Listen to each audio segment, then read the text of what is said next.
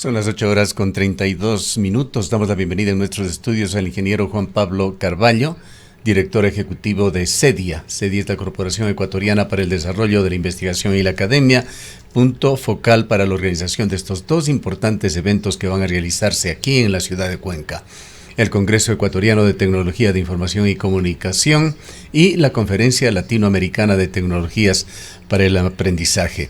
Bienvenido, Juan Pablo.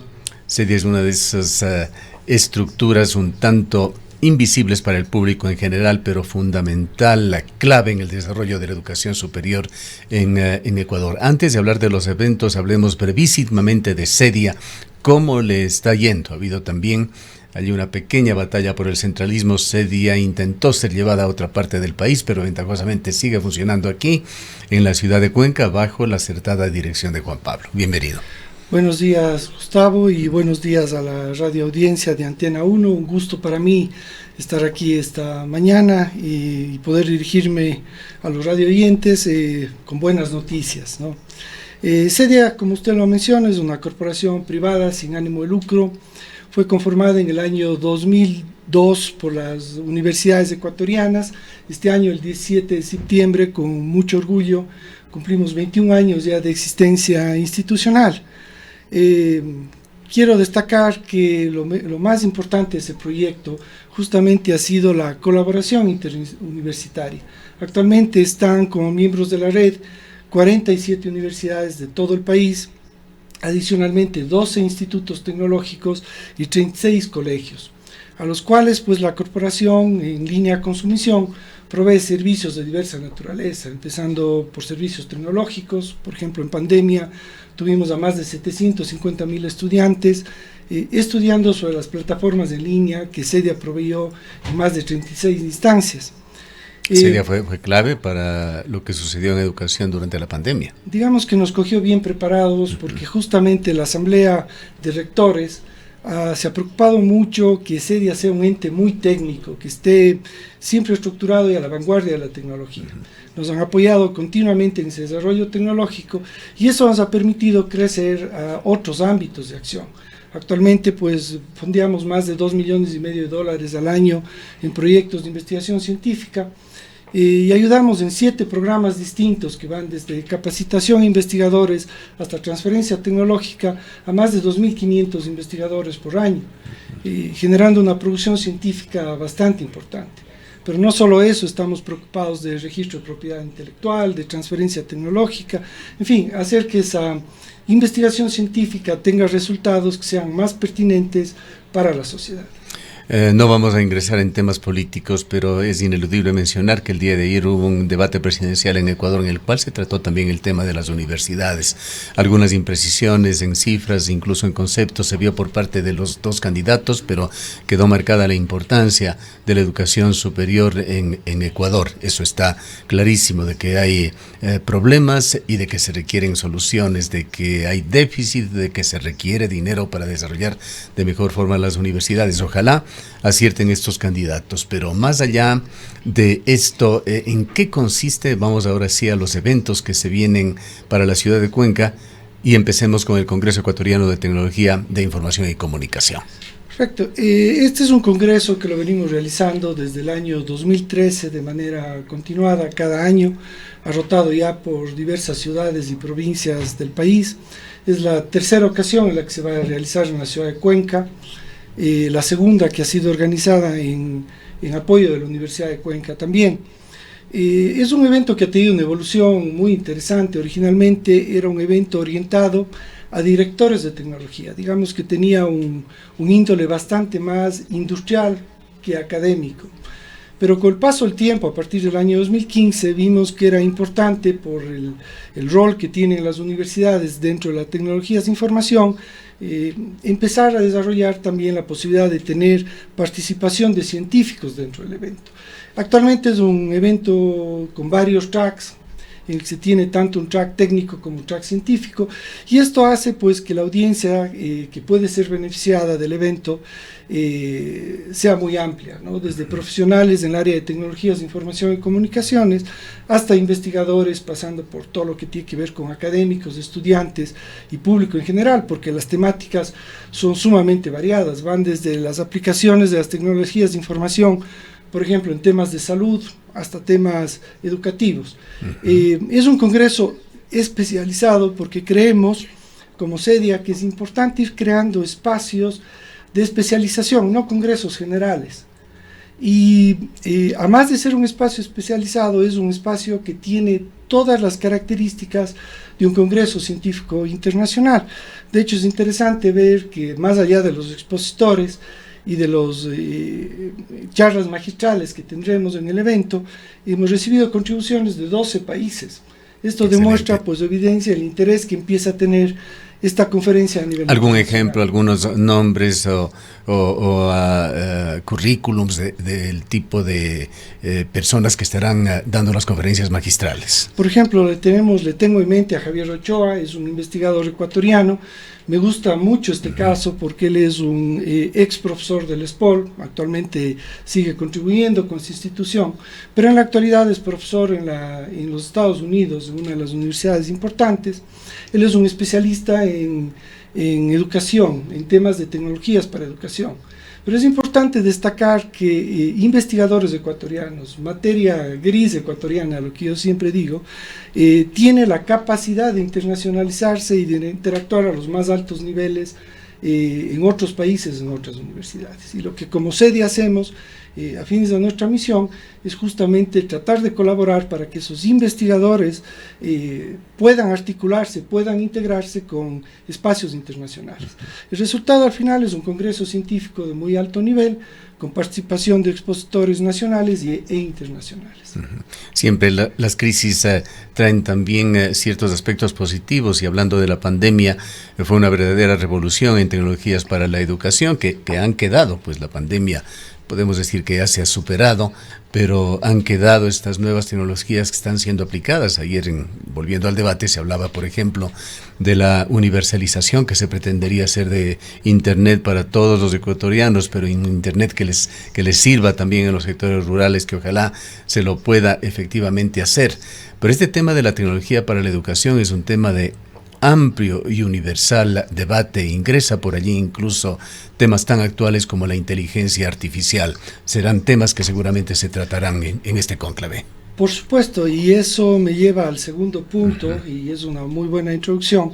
A veces hay la confusión de los astros, y en este caso en la ciudad de Cuenca tenemos la suerte que también en los mismos días del TICC en paralelo se realizará la 23ª conferencia o la 18ª conferencia latinoamericana de tecnologías de aprendizaje, LACLO, que es un espacio... Esto será en predios de la universidad también. En predios de la Universidad de Cuenca, en los mismos espacios. De hecho, todas las charlas magistrales... Son dos eventos paralelos, conjuntos prácticamente. Exactamente, pero el uno, dentro del ámbito de las tecnologías de información, LACLO tiene su especialización en lo que es la aplicación de la tecnología para aprendizaje, lo cual le da pues un sentido mucho más relevante justo en lo que usted acaba de mencionar.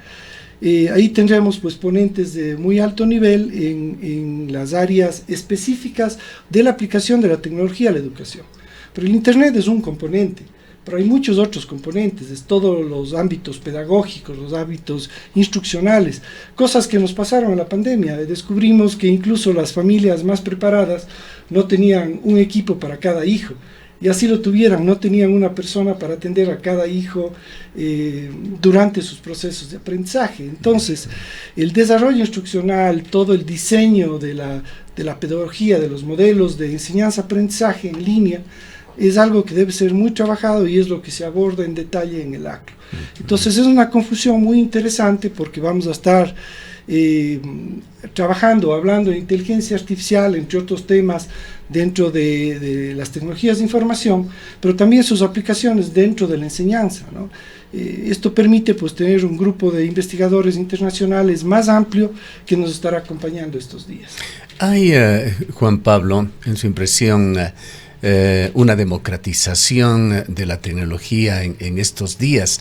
hablar de hace algunas décadas, hablemos 30, 40 años, años 70, existían computadoras, pero eran el privilegio de unos pocos, además sistemas sumamente complejos que requerían de una enorme inversión y sistemas que eran sofisticados, avanzados para ese momento, pero que tenían menos potencia que una laptop del día de hoy. Hoy en día, ¿cómo ha avanzado el tema de la tecnología? ¿Cuánto CEDIA y las universidades ecuatorianas han podido disminuir la brecha que existe en estos temas, las posibilidades de actualización y de aplicación, sobre todo en áreas educativas?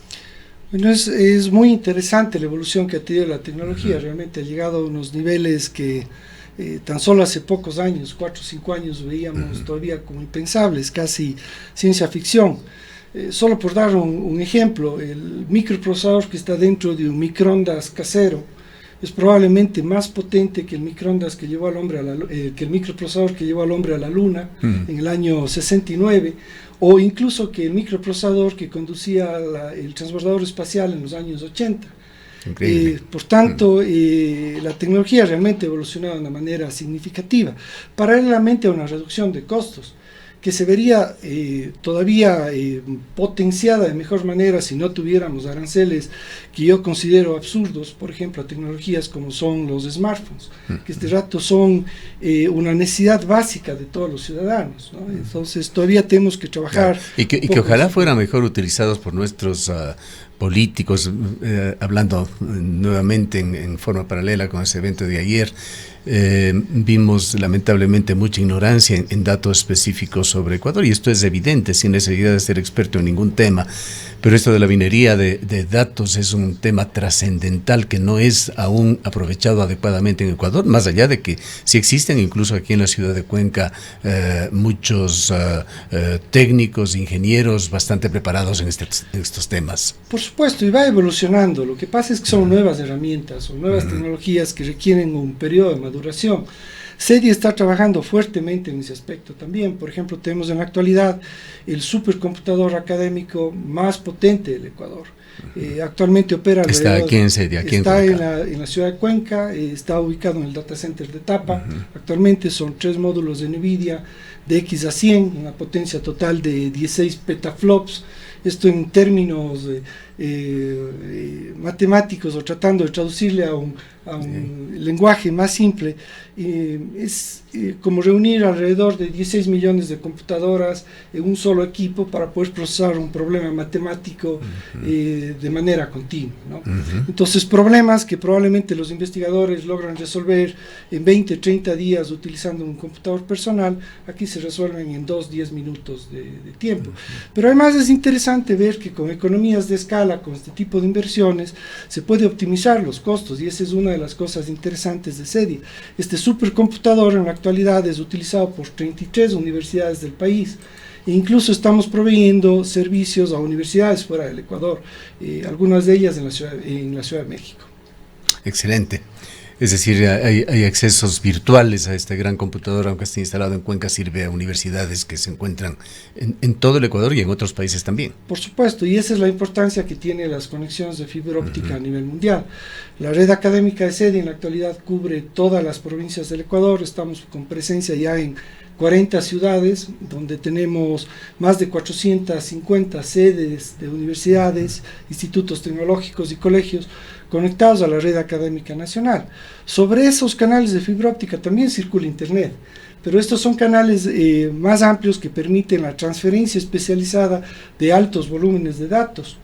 Esto lo propio lo tiene CEDIA, pues, con 3 salidas internacionales que conectan hacia África, Europa y Estados Unidos, ¿no? Bien, aterrizando un poco las cosas y volviendo a los eventos que se van a realizar entre el 18 y el 20 de octubre, este Congreso Ecuatoriano de Tecnologías de Información y Comunicación y la Conferencia Latinoamericana de Tecnologías para Aprendizaje, ¿a quiénes está dirigido? ¿Es una asistencia presencial? ¿Es eso lo deseable? ¿Va a haber también participación virtual? Y sobre todo, ¿qué tipo de personas, de profesionales, a qué sectores de la ciudadanía va dirigida la invitación? Ambas conferencias se van a realizar de manera híbrida. CEDIA tiene desarrollado una plataforma que se llama Venue, se desarrolló durante pandemia con el objeto de tener un centro de convenciones virtual. Entonces, exactamente lo mismo que tendremos en presencial, las distintas charlas y salones de sesiones y conferencias, estarán disponibles también para aquellas personas que se conecten en línea. La conferencia o las conferencias, como le comentaba hace un momento, están orientadas a un amplio público. Van a haber charlas muy técnicas y muy prácticas orientadas ya a las aplicaciones de tecnologías de información en ámbitos industriales, pero también charlas muy científicas que permiten analizar las tendencias de las tecnologías de información. Siempre en el caso del ACLO con una especialización en temas educativos, ¿no? El TIC-C tiene un ámbito más general y cubre diversas temáticas, ¿no? Como le digo, desde temas orientados a telesalud hasta aplicaciones en el agro, en temas climáticos, etcétera, de las tecnologías. ¿Cuál es la forma de inscribirse, ya sea para asistencia virtual o presencial? Existe una página web de ambas conferencias. En el caso del TIC-C le voy a dar, es el TIC-C2023.cedia.edu.es, y en el caso del ACLO es el ACLO 2023 ucuenca.edu.es. Cada una de las conferencias tiene su propia sección de registro, donde los interesados pues pueden inscribirse para atender, tanto en modalidad virtual como en modalidad presencial. ¿Requiere o es digno de sugerencia una dedicación total en estos días o puede ser algo parcial? Pues serán profesionales que estarán desempeñándose en diversas áreas los que deban asistir. No necesariamente, como toda conferencia, claro, es deseable la presencialidad porque hay mucha charla, mucho evento paralelo en el cual se pueden pues obtener diversas informaciones interesantes. Además de contactos, que es la otra cosa que no deja de ser fundamental. Por supuesto, hay toda esta posibilidad de networking, de interrelación con profesionales y académicos de diversos países, incluso al ser una conferencia que se ha internacionalizado. Pero también pues se puede obviamente ir sobre el programa y elegir qué charlas o qué sesiones son de más interés. Cabe destacar que paralelamente a las charlas científicas y técnicas también hay talleres y tutoriales que se van a dictar a lo largo del evento. Entonces hay temáticas especializadas que se dictarán también en paralelo. Toda esa información la pueden encontrar los radioescuchas en la página web de los eventos. ¿Qué asistencia aspiran a tener? Normalmente en esta conferencia hemos tenido pues alrededor de 600 participantes en los años anteriores. Este año hemos querido optimizar o maximizar la participación de profesionales y de investigadores. Esperamos pues tener una audiencia un poco menor que los años anteriores. Hemos buscado pues que el nivel científico y el nivel técnico se incremente con el objeto de que sea interesante, por ejemplo, para estudiantes de últimos años de universidad, y no masificar tanto en estudiantes, sino más bien en profesionales y en investigadores. Entonces, probablemente la participación estará en el rango de 350 participantes, que para un evento de índole internacional es bastante importante. Excelente, que tengan todo el éxito. Muchísimas gracias, Gustavo, y un saludo a los radioescuchas. Gracias, Juan Pablo. El ingeniero Juan Pablo Carvalho es el director ejecutivo de CEDIA, la Corporación Ecuatoriana para el Desarrollo de la Investigación y la Academia. Son las 8:50.